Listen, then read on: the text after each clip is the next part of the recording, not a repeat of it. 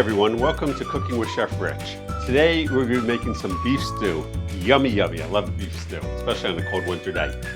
First thing that we're going to do is I'm going to add 2 tablespoons of oil to a pot, and I'm going to add onions, and I'm going to be putting the exact recipe in the description down below, and some garlic. And I'm going to saute this for about 5 minutes, 6 minutes, I'm going to guess, and until it's translucent. So while our onions are cooking, this is flour, all-purpose flour. I have some black pepper, and I'm going to mix this up really well. Now what I'm going to do is I'm going to add our beef to this.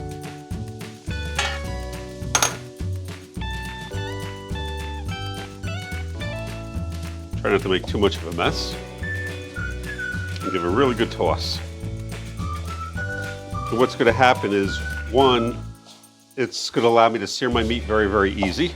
But also the flour is going to thicken the stew as it's cooking. So, just like so. Now we're going to wait for our onions to be done, and I'll show you what to do after that. Our onions have been cooking for right about 5 minutes, and now we're going to add our beef. And I'm just going to let this sit for a few minutes and let the bottom caramelize. So, I'll see you in a few minutes. So after a minute or two, give it a nice stir, and we're going to let it sit and hopefully get a nice caramelization. So my beef has been sauteing for probably 5 to 7 minutes at this point, and it's not getting a nice sear. What has happened is, if you look at the bottom of my pot, that's all the flour that has stuck to the bottom of my pot, but the beef itself isn't getting a nice sear. So at this point, I could call it quits, but I'm not going to throw all this beautiful beef out. So what we're going to do instead is we're going to add our red wine, and we're going to do something called deglaze the pan. Basically, wherever you see like it's sticking, we're going to scrape all that up. And once this is all scraped up, we'll go on to our next phase. So once the bottom of your pot is all nice and clean, you've gotten all the flour removed, or unstuck, I should say. We're going to add some red wine vinegar. We're going to add some bay leaf. And we're going to add some water. We're going to bring this up to a simmer. I'm going to hit it with some beef base, and we'll go from there in a bit. One thing I forgot to add to our beef stew is some diced tomatoes. Oops. And we're going to add this directly to our beef stew. We'll mix that in. And once it comes up to boil, we'll talk some more.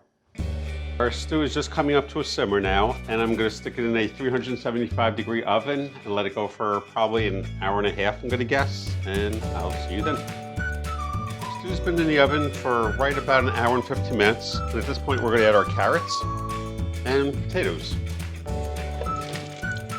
Give it a nice stir. We're going to cover it up and put it back in the oven, probably for about half hour to 45 minutes. Really, by the time the potatoes are cooked, I'm guessing the meat should be nice and tender, and our stew will be ready. Yummy, yummy.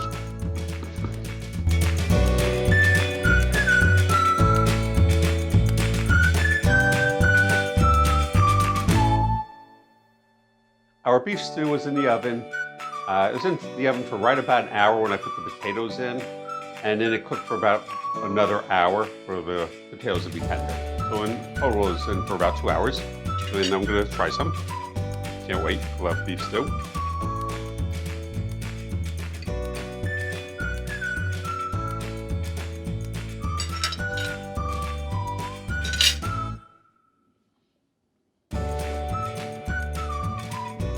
Really, really, really good.